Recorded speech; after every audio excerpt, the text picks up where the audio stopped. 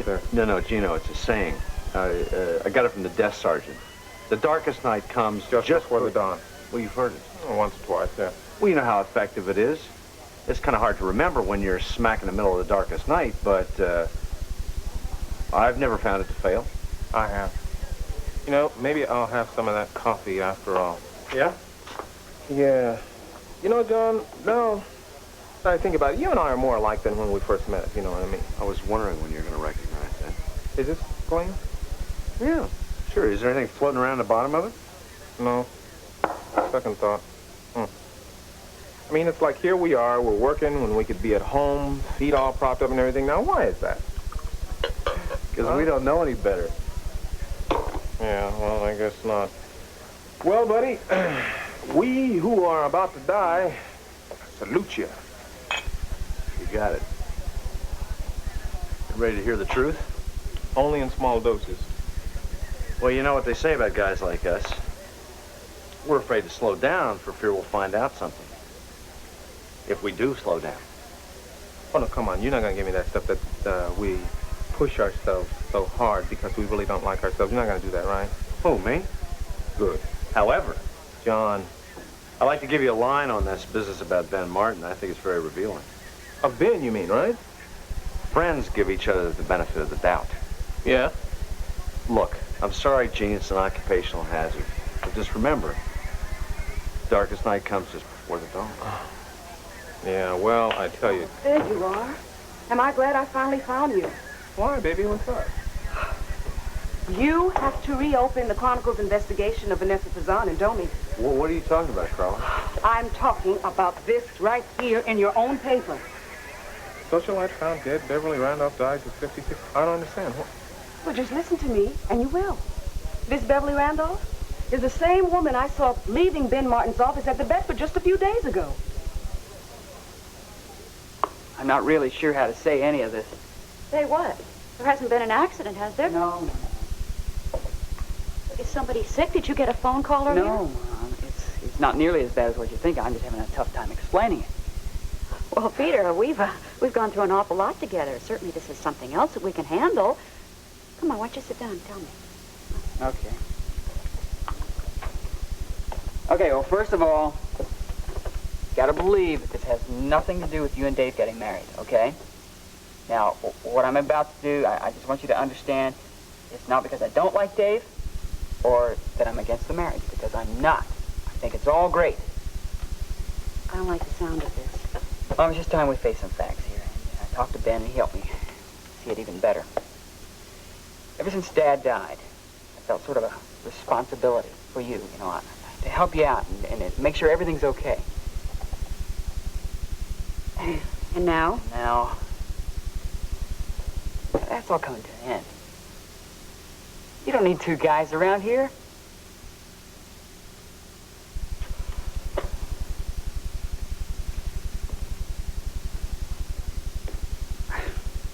I think it's time for me to leave. Peter, look, there's no need for snap decisions. This is something we can talk out. No, it's not going to work that way. I've already applied to a couple of schools out of state. They both have early September deadlines. You never mentioned any of this to me. What schools? UCLA and Northwestern. Hey, I know I didn't say anything on purpose. I wanted to, but I just couldn't. I wanted to go ahead and apply, see what happened, and then we'd talk about it. And? And I was accepted by both. I think I want to go to UCLA.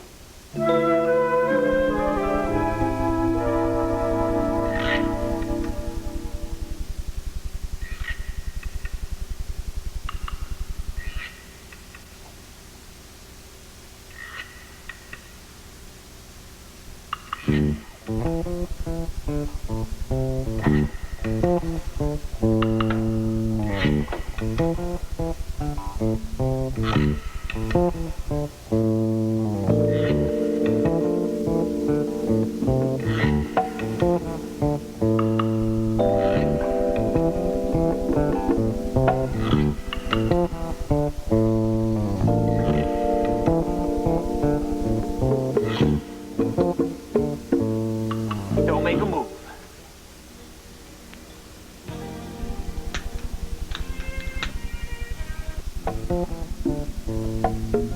final parting thoughts? No. Good. How about on the count of 3? 1, 2, 3. Idiot!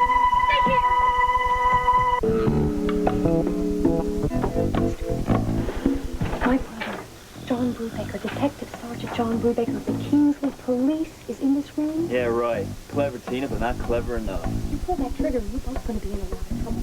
Get down. I will, as soon as I'm through. Tina, everything all right? Yeah. Everything's fine.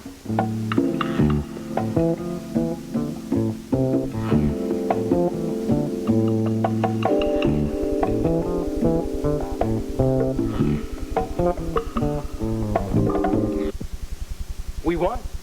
What possibly could go wrong now? Tina added a little something to her testimony at the hearing today. Added what? She said that you and she continued your affair after the wedding. Oh, why did she go and say that?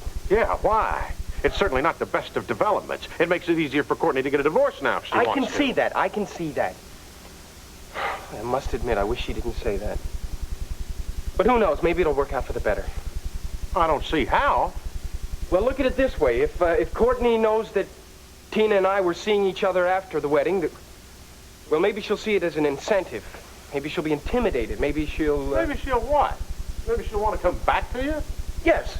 Kind of like I'd better get him while I can because she's really interested in him. Vaughn, you don't seem to be particularly upset about this development. Because I'm not. We may be able to just work this thing out. That it's true? Look, it's all academic now. We've won. You don't know it all yet, Vaughn.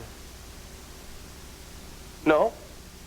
Well, then tell me, what don't I know? Well, it seems our star witness dropped something of a bombshell on you. She says that she's pregnant, carrying your child. What? Tina says that she is carrying your child. And for the record, I think that's the reason we won the case. That doesn't make sense. Well, why should we start now?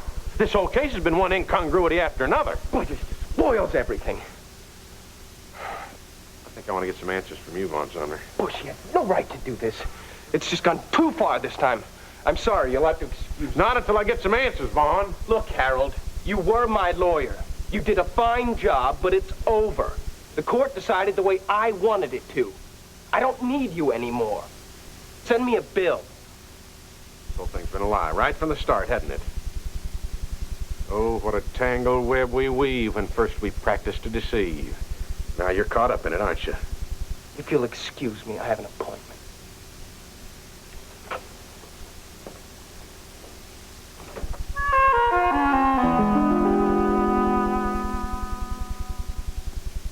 UCLA? Yes. Peter, are you sure? Yes, I am. Well, couldn't you just get a place here and continue on at Kingsley? Oh, Mom. The journalism department here, it's weak, to say the least. Now, these other two schools, hey, they have excellent communications departments. Well, sounds like you've pretty well made up your mind. I wonder what this place is going to be like without you. Mom, now, please, you're going to have to let go. Yeah, I know, Peter, but it's not that. I do understand, believe me, more than you realize. Yeah, I know I was blessed to have Laura here as long as she was. I mean, it was great having her attend 4 years at Kingsley College. I didn't have to face her leaving home until she married Ben.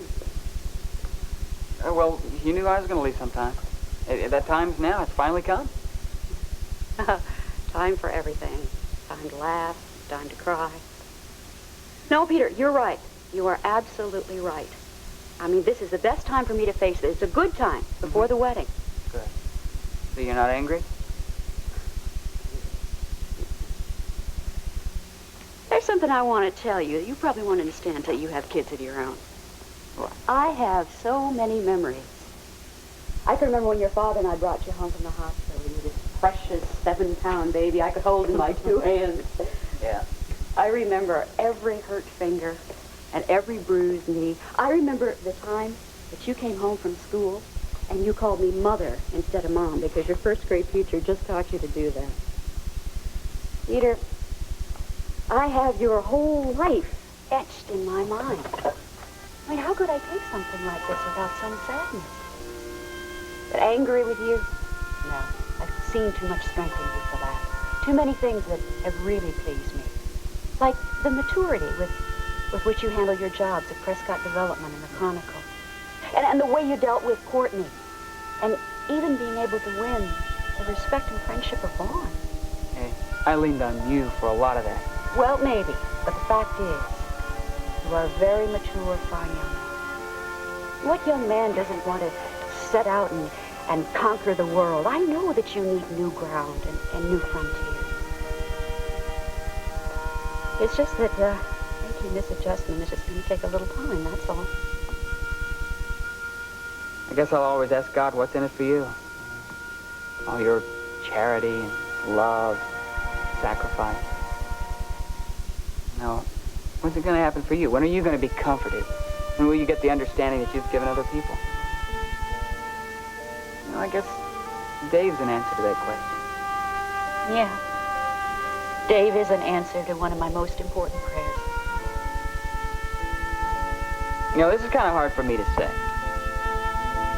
But when God proves himself, when he shows that all things do work together for good, and when he fixes a problem that's well, even better than it was in the beginning, then I gotta give credit where credit's due.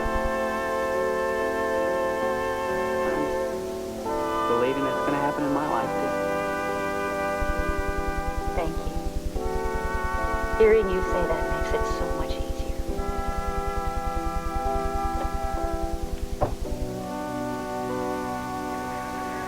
Well, McGovern's not in the newsroom, so I guess he's at home. I'll have to talk to him tomorrow. You know, I really have to be honest with you. I did not look forward to coming here to tell you about Mrs. Randolph. Why is that?